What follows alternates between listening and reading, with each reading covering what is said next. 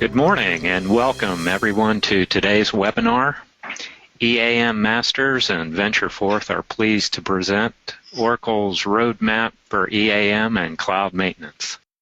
My name is Rich Bowman and I'm the Director of Training at EAM Masters, and I'll be the moderator for today's webinar.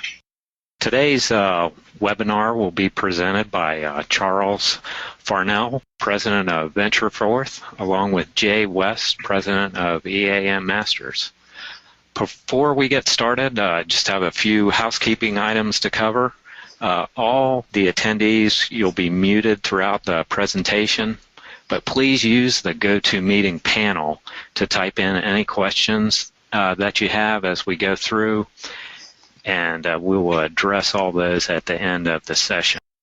You can also use the GoToMeeting panel, the chat box, or the questions to alert us of any concerns that you have or technical issues that are going on, and I'll be monitoring that during the webinar. So now I'd like to go ahead and introduce our two speakers for today. First, Charles Farnell has over 20 years experience as a hands-on leader for Ventureforth, industry-leading mobile technology solutions. He was recently featured just this week in Forbes magazine in an article about making the leap to the cloud. Charles has a deep product and industry knowledge, and we're just thankful to have him here with us this morning. Jay West, also over 20 years experience in maintenance training, consulting, and systems implementation with large asset-intensive companies. He was Oracle's global solution architect for EAM. He's been an active member of the Field Advisory Board for over 10 years. I think both Jay and Charles will be at the EBS Summit next week, so if you're attending, be sure to meet up with them. And now I'll turn it over to Jay West to start our presentation. All right. Thanks, Rich. Before we get started, based on who's attending, I think most of you know who we are, but I'll just give you a quick overview. EAM Masters is a company that's very focused on Oracle EAM. So we're, in my view, we're the leaders for online training and services. So we've actually been in the cloud or delivering cloud training and services since the inception of the company. We're an active participant in the Cloud Maintenance Strategy Council. So we'll be getting an update next week at the Field Advisory Board meeting. We've been members of the Field Advisory Board for 10 years. We're a gold partner, been in business for about 8 years. We do business all over the world because we do most of what we do remotely. In terms of our mission is really to help people and companies achieve excellence with EAM. So in order to achieve excellence, we've really established these global standards for excellence. So at the individual level, we have the certification programs. So that was a year-long process to develop the certifications. We had a group of 18 international companies that was the steering committee. And at the company level, we do what we call the scorecard, the EAM Master Scorecard, and that's a true benchmarking of how well you're using the software in about 32 different criteria. So again, once we set these standards for excellence, that helps us gauge what we can do to help or what a company can do to help themselves move forward. So that's how we base our training and our services. All right, that's enough about EAM Masters. Let's get straight to the topic. So what is this cloud thing and why should we care about it? I think most of us have a general understanding of what this cloud computing stuff is. This picture just kind of illustrates that you've got your application software, your database and platform, and even your infrastructure, the hardware and servers and things like that, all out in the cloud. So where is that cloud? I don't know if any of us know where that cloud is, but it's definitely not at our site, at our company, right? It's in some data center or some server farm somewhere, or spread out across data centers. So why do we care about that?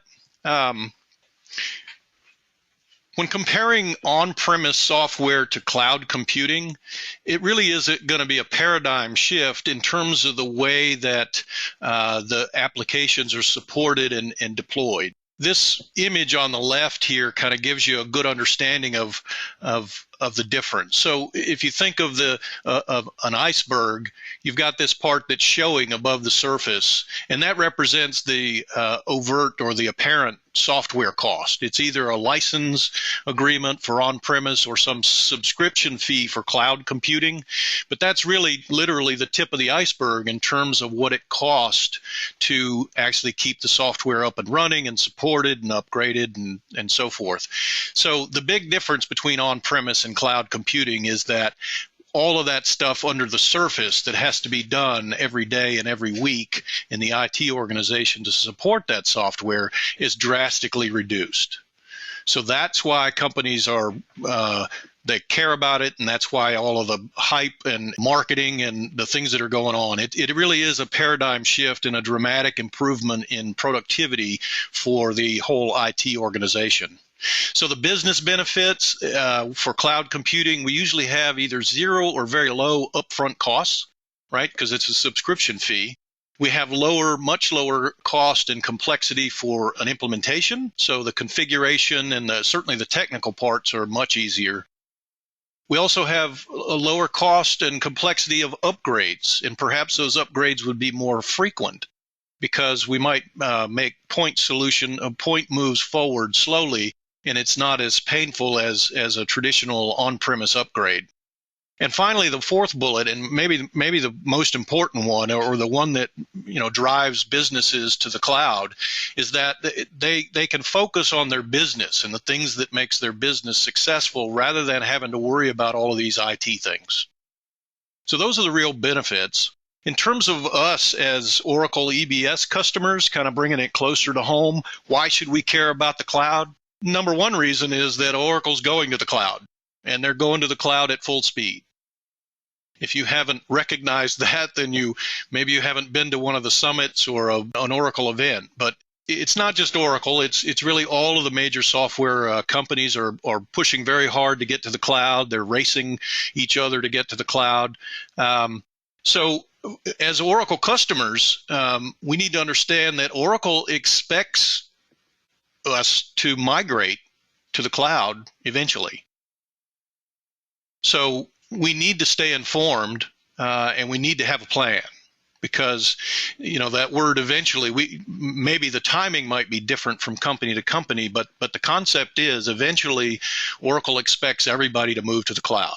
I don't think they're going to push people over a cliff, but they're going to make it compelling. At least if you listen to the Oracle explanation, they're going to make it so compelling to go to the cloud that you're going to want to go there. And so we need to know what that is and be prepared. So what's available today, or when is it going to be available for the Oracle Cloud applications? This release 11 for the cloud is the current release, or the latest release. And this is all of the new applications that are now available. So a pretty good chunk of the ERP solution is on the cloud in release 11. Now there's a number of them, just to note. There's a number of applications that are not listed here because they were on a prior release. So things like human capital management and some of the others. But this gives you an idea of what they've recently moved to the cloud. So that's quite a lot of functionality and features. So interestingly, manufacturing is now available in the cloud, and supply chain planning and inventory management. So when does maintenance come along, and when will it be in the cloud? Again, I'll give the normal safe harbor statement, because these slides illustrate what's coming down the pipe. So this is future. So what that means is this is Oracle's explaining what's coming, but it's not a promise. And based on when the release comes out, that's when you would make your decisions on specific functionality that you expect to be there. So once it's released, then we know it's available. So this is future stuff. So the first time we're going to have Oracle, and it'll be called Oracle Maintenance Cloud, my understanding anyway. Release 13 will have a a lot of work order functionality and things that relate to maintenance. And then in future releases after 13 is when we get things like PMs and the asset hierarchy and meters and work requests. So by the time we get to these functionality, we'll have what we would call a full EAM solution. So, just be aware that right now and in release 12, which will be the next cloud release, there won't be any maintenance functionality. Then in release 13, we'll have some limited maintenance functionality in that release. And then the future release for 14 plus is when we'll have the more complete EAM solution. So in terms of making your plans, think about that. There may be some opportunity for you to use this release 13. Maybe some of your sites don't need as intense a maintenance solution. But if you do need full maintenance and this PM programs and things like that, it'll be after release 13. In terms of timing, again, we have to be careful about what we say, so I've kept it pretty general. Sometime in 2013 is the plan for release 13, 2017, excuse me. So should you upgrade or should you wait? I think that's a question that a lot of people are asking themselves. Certainly, the first thing to do is to find out what your company's plans are. Or do they want to be an early adopter of cloud maintenance or not? Is that or cloud applications in general? So my suggestion is this cloud stuff is here and there's information about it. So I suggest as an EAM person or a leader in your company, make sure that you're very involved in your upgrade planning, because the EAM may be behind some of the other applications. So make sure that decision makers are aware of the EAM roadmap for the cloud and what's in it and not in it, and what that means to you as a maintenance organization. What are the time frames and the features? And also make sure that any plans for the future plans for the EAM development are well understood early in the process. So if if your company does not have a cloud application plan, then make sure that they do have one and then get involved. So also the last one, make sure that you don't postpone or not do your upgrades on your on-premise EAM. So that's what I mean by don't get lost in the cloud. So if your company is not planning to move to the cloud for several years, then there's lots of new functionality in releases, right? So 12.2.5, I believe, is the latest release right now. So there's a lot of new features and functions that you may want to take a look at. And we always recommend pretty frequent upgrades for EAM, because they're still adding a lot of features and functions. So the other thing to think about is if you're on an old release like 11i, really we would recommend upgrading soon. You can also look at the support cycle or the support timeline for the different versions. This is just my understanding at the moment. Get with Oracle to confirm what the support agreement is for your version. But again, some of these are going to be desupported, so think about upgrading your on-premise if you're not going to be moving to the cloud sooner. Okay, so what else is available today in the cloud? So we've talked about when EAM's coming along in the cloud, and it's still in the future. So we've got a ways off before we're going to have a full maintenance solution in the cloud. So we suggest you consider doing some of these things today. So you can certainly upgrade your people and your skills with some cloud training. Again, we do the certification exams, and we also have prep courses for certification. So we recommend that at least 1 or 2 people at each site should be master level certified. And we also recommend that all of your planners and supervisors should be planner level certified. So if you haven't gotten people certified and gotten their skills up to the global standards, then we would suggest that's be a good thing to do. So just for example, Barrick Gold, they were quite a leader on the steering committee, and they have spent at least, I guess it's going on about a year now, putting all of their people through certification. So I think they have about 10 or 12 master level and they're getting towards 60, 70, 80 planners. And by the time they finish, we've got a couple of more groups to go through. They'll have about 100. So they've really gotten on board, and it's really been a game changer for them. We also suggest that you continue to expand and improve your current use of EAM. You can use some cloud services to do that. So you can think about improving your maintenance processes and mapping those out, perhaps updating or improving your work order policy documents, cleaning up data, implement some features that maybe you're not using. So when we do scorecards, we've done scorecards for approximately 30 or 40 companies now. On average, based on our benchmarking, people are only using 50% or less of EAM.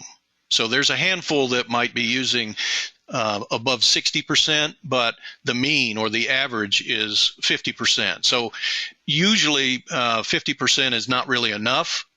Depends on your maintenance, but we suggest that companies should be in the upper quartile anyway, is in the area of 65 or 75%, depending on the maturity of your maintenance organization. So think about that. Get full use of what is there today. And then the final one, we really suggest you investigate what we're calling this hybrid approach to cloud maintenance. So Charles is going to explain what Ventureforth is doing with these hybrid products. I've known Charles for a long time, maybe 10 or 12 years. I have an enormous amount of respect for him, and Ventureforth has really been a mainstay in the EAM community since EAM was born. So Charles, if you're ready, I'll hand it off to you. Thanks, Jay. So just a little bit about Ventureforth, and we'll get into what cloud EAM products are available today. So Ventureforth's a platinum-level Oracle partner, and we only work with Oracle customers. We're an active member of the greater Oracle community and participate in multiple regional and national events every year. This relationship gives us greater access to Oracle resources and provides a way for Oracle to certify our solutions. Our cloud solutions are available now directly from Oracle's cloud marketplace, and we'll be providing the link to that shortly. So let's get to the topic. So what cloud EAM products can I deploy today? Ventureforth's well known for providing disconnected mobile apps for Oracle EAM customers. Those same mobile apps are now available via the Oracle Cloud. This means you do not have to pay any license fees, implementation costs, annual support costs, or even manage any databases or servers.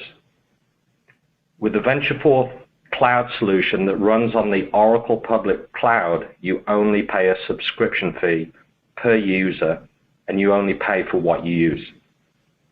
So as Jay referenced in the iceberg diagram, this represents a huge cost saving. And it also means that you can deploy mobile very quickly. For work orders, vWork Cloud enables the full life cycle of work to be performed on a mobile device. Work orders can also be planned and scheduled via the cloud using the vWork Scheduler, which is the only cloud-based scheduling app for Oracle. Marquee Oracle customers have already taken advantage of these products, such as Enterprise Products and Helmerich & Payne in the oil and gas industry.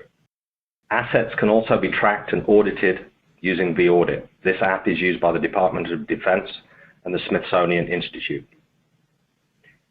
You can also now deploy a cloud-based solution to manage inventory and warehouses. vStores is tied directly into the inventory module of Oracle, and it has integrated support for barcodes and RFID technology. Additional modules such as field service, sales order, and delivery apps are also part of the Ventureforth cloud portfolio. So you can see that the availability and the products today to deploy using the Oracle Cloud and connect to your on-premise Oracle EAM, and this is what is known as the hybrid approach.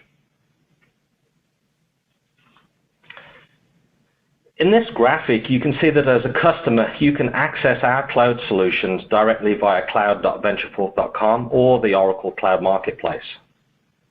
As a subscriber, you can provision your own users, you can manage your own apps, and pay online each quarter, much like a utility or cell phone bill. You can easily mix and match solutions. For example, a lot of organizations may have 5 users that plan and schedule work, but they have a 100-user maintenance team and, let's say, 10 warehouse technicians to support the material management. That's a fairly common configuration for Oracle EAM customers. All of those users with all of their different roles can be deployed via the cloud. The cost model is very simple. All products are $1 a day. So $1 a day or $90 a quarter. It's simple math to work out the cost for your organization. And that's really the aim of the cloud, is to keep things simple. There are no implementation costs. There are no fly-in consulting costs. There is no hardware to manage, just a quarterly subscription. So you can increase or decrease your users on a quarterly basis. So if business picks up, you can easily add users and only pay for what you use. So now I'm going to hand it back to Jay to wrap up the session with some Q&A. Thanks, Charles. Just a note from my side, we're introducing some of these products to our customers, and we're getting great reviews. So we really believe in the things that Ventureforth is doing, and we're bringing those to our customers when appropriate. All right, just a summary and some action items to think about. First of all, don't be complacent. I know we think, gee, the EAM cloud or the cloud maintenance is pretty far off. It's in the future. But there are things you could and should be doing now. Make sure you plan early. Create a roadmap for your cloud maintenance and your on-premise upgrades to make sure that you've got a good plan for both of those. Stay informed. Definitely, we've providing this webinar, but there's also a lot of other places you can get information. You can attend the CAB meetings and the summits. So there's a CAB meeting next week. Hopefully I'll see some of you there. You can join the Cloud Maintenance Strategy Council. So Jennifer Allen is the person to contact there. If you don't know how to contact her, just shoot me an email and I'll get you in touch with her. Upgrade your knowledge and skills. Think about the online certification programs and prep courses. You can go to our website to find more information. Make sure you're continuing to expand and improve what you currently have. So, for example, are you using failure tracking and quality plans and some of the other advanced capabilities? In our surveys and our scorecards and benchmarking, we find that pretty low percentage are making full use out of these kind of advanced features. Upgrade your on-premise, right? So you can move to 12.2.5 and make sure you take advantage of that. And then certainly, by all means, try the cloud hybrid applications. There's no real risk to try it. So you can go out there and sign up and get a free trial, start using those and try to sort out whether, how you can fit that into your mix of on-premise EAM and any other things that you've got in place. So we certainly recommend that. So we're going to open it up for questions. Rich, do we have any questions that have come in? You can also email us, and we'll get you these slides if you'd like. Yeah, we do have some questions coming in. Jay would like to just also mention that this webinar is being recorded and will be available on the EAM Masters website and also on the Ventureforth website. Also, we'd like to get your feedback on additional webinar topics.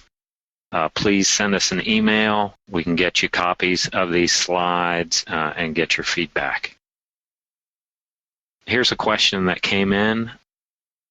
We keep our assets in fixed assets. Does the Ventureforth mobile app, I think it was called vAudit, support fixed assets in addition to EAM?